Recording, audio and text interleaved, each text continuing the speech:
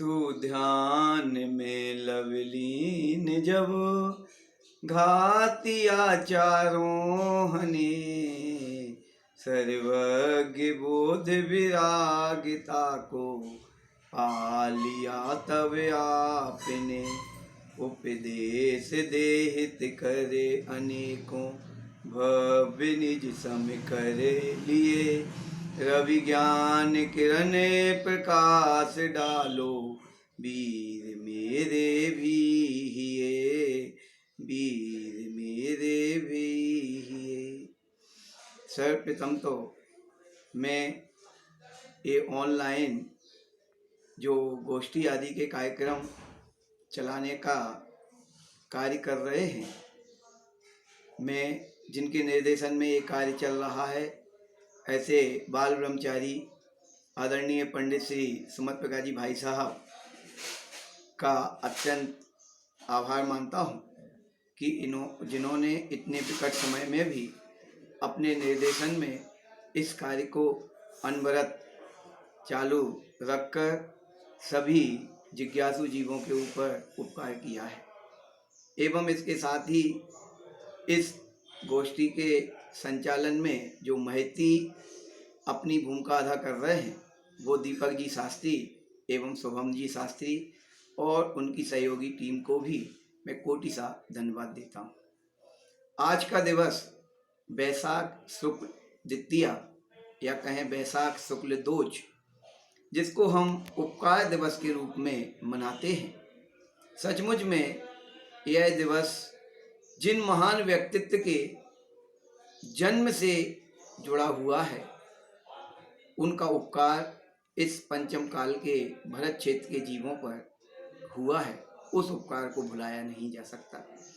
ऐसे पूज्य गुरुदेव श्री कांजी स्वामी का आज के दिन जन्म हुआ था और इस दिवस को यदि हम उपकार दिवस के रूप में मनाते हैं तो यह अत्यंत सार्थक है, मनाना भी चाहिए। क्योंकि आज इस निष्कर्ष पंचम काल में यदि जीवों के लिए सन्मार्ग की प्रेरणा, स्वभाव की आराधना का मार्ग यदि सुलभ हुआ है, तो इसमें पूज्य गुरुदेव श्री का अविस्मरणीय योगदान है। यह सत्य है कि जब घड़ा पानी से भर जाता है तो उसकी बूंदें बाहर निकलती हैं,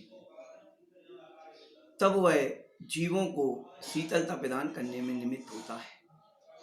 जो स्वयं ही अंदर से तप्त ना हुआ हो, वो बाहर के जीवों को शीतलता प्रदान करने में कारण नहीं हो सकता है। ऐसे ही पूज्य गुरुदेव श्री की यह एक उनके जीवन के साथ जुड़ी महत्वपूर्ण बात है कि उन्होंने प्रथम ग्रंथों को स्वयं पिया है। अध्ययन के माध्यम से उनके शब्दों का भाव भाषण स्वयं करके स्वयं तप्त हुए हैं। स्वयं उस कार्य को करके उन्होंने अत्यंत आनंद विभोर होकर दुनिया के समस्त जीवों को फिर उपदेश दिया है कि ओहो हो, तत्व तो ऐसा है।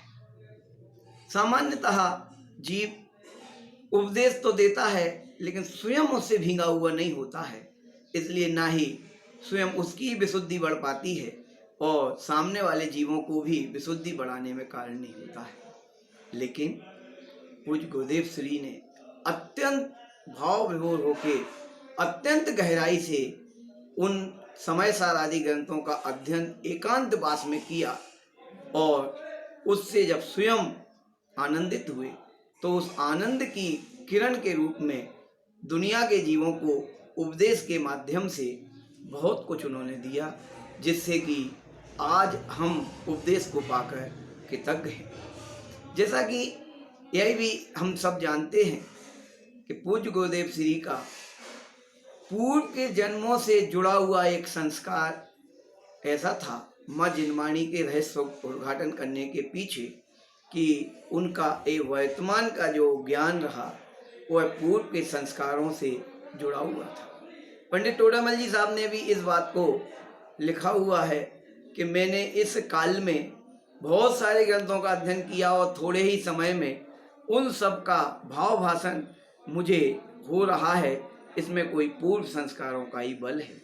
तो निश्चित ही गुरुदेव श्री ने पूर्व में सिमंदर परमात्मा की देशना को अवधारण करके और फिर किसी कारण से यहाँ जन्म लेकर पुनः उस संस्कार को पुनर्जीवित किया और अध्ययन मनन के माध्यम से हमें उस वस्तु तत्व का अनुभव कराया, जो वस्तु तत्व आज हमारे लिए हमारे कल्याण में निमित्त बन रहा है। पूज्य गुरुदेव श्री के प्रवचनों में मुख्य बात यदि कोई रही तो एक ही बात रही कि राग बंध का कारण है। विशस्त राग रूप परिणमन जो कुछ भी जीव करता है वह देहाश्रित क्रिया है। सुख तो आत्मा का धर्म है, इसलिए आत्माश्रित कार्य ही जीव के लिए सुखी होने का कारण बन सकता है। परदब्ब का कार्य तो जीव कर ही नहीं सकता। परदब्ब में होने वाला जो भी कार्य हो रहा है उस संबंधी राग भी बंध का ही कारण है। निर्बंध होने का कारण तो स्वभाव का आश्रय पूर्वक जो वीतराग भाव है वही निर्बंध होने का कारण है, वही संबंध निजा का कारण है। ऐसी स्वभाव की दृष्टि प्रदान करके पूज्य गुरुदेव श्री ने आज हमारे ऊपर जो उपकार किया है उस उपकार को भुलाया नहीं जा सकता। आज के दिवस में उनके प्रति अत्यंत बहुमान ज्ञापित करते हुए उनको नमन करते हैं, उनको याद करते हैं और उनके द्वारा दिया गया तत्व उपदेश हमारे जीवन की विशुद्धि बढ़ाने में कारण बने और परंपरा से हम मोक्ष मार्ग को पाकर मुक्तपुरी में अपना स्थान बना में इस मंगल भावना से ओम नमः शिवाय।